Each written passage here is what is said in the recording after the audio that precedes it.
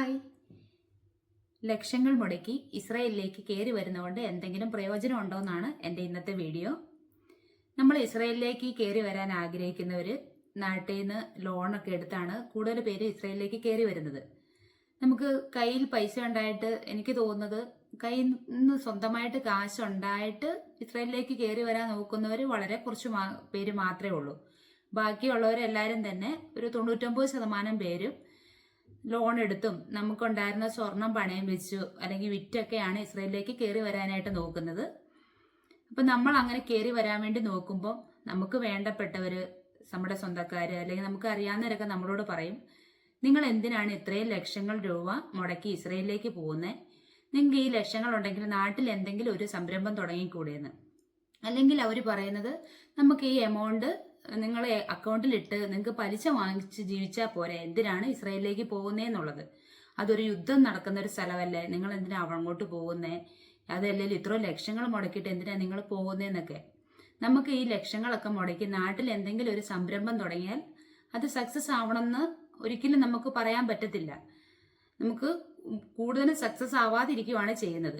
പിന്നെ നമ്മൾ പൈസ വാങ്ങിച്ചു, നമ്മൾ അക്കൗണ്ടിലിട്ടു, നമ്മൾ അതിന്റെ പലിശ വാങ്ങിച്ച് ജീവിക്കാന്ന് വെച്ചാൽ നമ്മളിത് ലോൺ എടുത്തായിരിക്കും, അല്ല ആരുടെയെങ്കിലും കയ്യിൽ നിന്ന് വാങ്ങിച്ച പൈസ കൊണ്ടായിരിക്കും നമ്മൾ ഇസ്രായേലിലോട്ട് വരാനിരിക്കുന്നത്. അപ്പൊ നമ്മൾ ആ പൈസ കൊണ്ട് അക്കൗണ്ടിൽ ഇട്ട് പലിശ മേടിച്ച് ജീവിക്കാൻ നോക്കിക്കഴിഞ്ഞാൽ അവർക്ക് എങ്ങനെയാ പൈസ തിരിച്ചു കൊടുക്കും? അതൊന്നും ആരും ചിന്തിക്കുന്നില്ല. പക്ഷെ നമ്മളിപ്പം ലക്ഷങ്ങൾ മുടക്കി ഇസ്രായേലിലേക്ക് വരുവാണെങ്കിൽ നമുക്ക് ഇസ്രായേലിലെ ജോലി എന്ന് പറഞ്ഞാൽ 100% ഉറപ്പുള്ള ഒരു ജോലിയാണ്. അതുപോലെ തന്നെ നമുക്കിപ്പോൾ ഇവിടെ കിട്ടുന്ന ശമ്പളം എന്ന് പറയുന്നത്, ഇസ്രായേലിലെ ഒരു ഷെക്കൽ എന്ന് പറയുന്നത് നമ്മുടെ നാട്ടില് 24 രൂപയാണ്. അപ്പൊ നമുക്ക് ശരിയാണ്, ഇസ്രായേലിനെ അപേക്ഷിച്ച് നമുക്ക് ഇസ്രായേലിലെ ശമ്പളത്തിൽ നിന്ന് ഒരു കുറഞ്ഞ തുകയാണ് നമുക്ക് ശമ്പളം കിട്ടുന്നതെങ്കിലും, പക്ഷെ നമുക്ക് നാട്ടിലേക്ക് കൺവേർട്ട് ചെയ്യുമ്പോൾ നമ്മുടെ നാട്ടിലെ ഒരു നല്ല തുക തന്നെയാണ് നമ്മുടെ ശമ്പളം കിട്ടുന്നത് നമുക്ക്.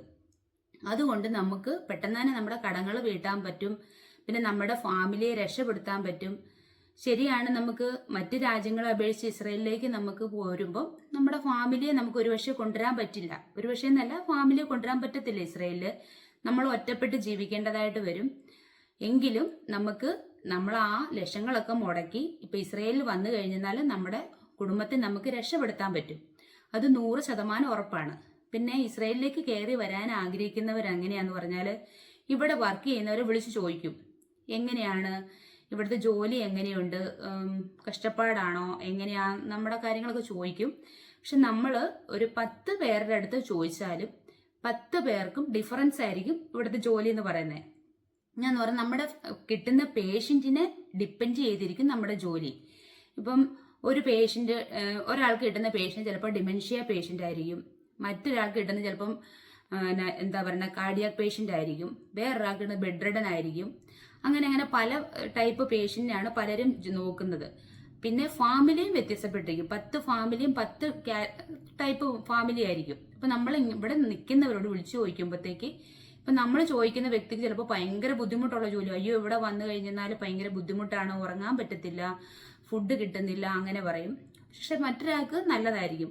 പക്ഷെ ഇസ്രായേൽ എന്ന് പറയുന്നത് നമുക്ക് ജോലി 100% ഉറപ്പുള്ള ജോലിയാണ്. അതുപോലെ തന്നെ നമ്മൾ നിൽക്കുന്ന ജോലിയിൽ നമുക്ക് ഉറങ്ങാൻ പറ്റുന്നില്ല, അല്ലെങ്കിൽ ഭയങ്കരമായിട്ട് നമുക്ക് ബുദ്ധിമുട്ടാണ്, അല്ലെങ്കിൽ നമുക്ക് ഫുഡ് കറക്റ്റായിട്ട് കിട്ടുന്നില്ല, അങ്ങനെയൊക്കെ ആണെങ്കിൽ നമുക്ക് ജോലി മാറി കയറാനുള്ള ഒരു ഓപ്ഷനും കൂടെ ഇസ്രായേലിലുണ്ട്.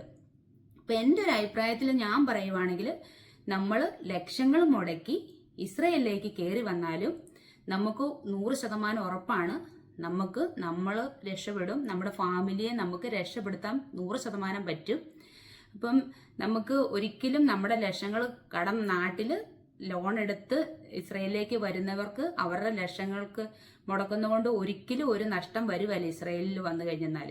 ഇസ്രായേലിൽ നിങ്ങൾ എടുത്തു നോക്കി, ഇപ്പോൾ ഒരു ഫാമിലിയിൽ ഒരാൾ വന്നിട്ടുണ്ടെങ്കിൽ, അപ്പോൾ അവർ വന്ന് കുറച്ച് നാൾ കഴിഞ്ഞു, ഒരു 2 വർഷമൊക്കെ ആകുമ്പോൾ അവരുടെ കടങ്ങളൊക്കെ തീർന്ന് കുറച്ച് സ്ഥലമൊക്കെ വാങ്ങിക്കും, വീട് വെക്കും, രക്ഷപ്പെടുന്ന കാണുമ്പോൾ അവരുടെ ഫാമിലിയിൽ തന്നെ അടുത്ത ആളും വരും. അപ്പോൾ അത് അവർക്ക് അറിയാൻ പറ്റും, എന്നാന്ന് പറഞ്ഞാൽ ഇവർ പോയി കുഴപ്പമില്ല, രക്ഷപ്പെടുന്നുണ്ട്. അപ്പം നിങ്ങൾ ഇസ്രായേലിലേക്ക് വരാൻ ആഗ്രഹിക്കുന്ന വ്യക്തികളാണെങ്കിൽ ഒന്നുകൊണ്ടും പേടിക്കേണ്ട. ലോൺ എടുത്താണെങ്കിലും കടം മേടിച്ചാണെങ്കിലും ലക്ഷങ്ങൾ മുടക്കിയാണെങ്കിലും ഇസ്രായേലിലോട്ട് വരുന്നത് എന്തുകൊണ്ടും നല്ലത് തന്നെയാണ്. എൻ്റെ ഒരു അഭിപ്രായത്തിൽ ഞാൻ പറയുന്നതാണ്, ഇസ്രയേലിൽ വന്നാലും ഉറപ്പായിട്ട് രക്ഷപ്പെടാൻ പറ്റും. അപ്പോൾ ഒരിക്കലും നിങ്ങളുടെ ലക്ഷ്യങ്ങളൊന്നും ഒരിക്കലും ചുമ്മാതെ ആവത്തില്ല.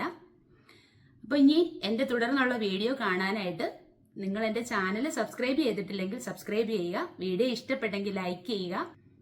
Okay, by.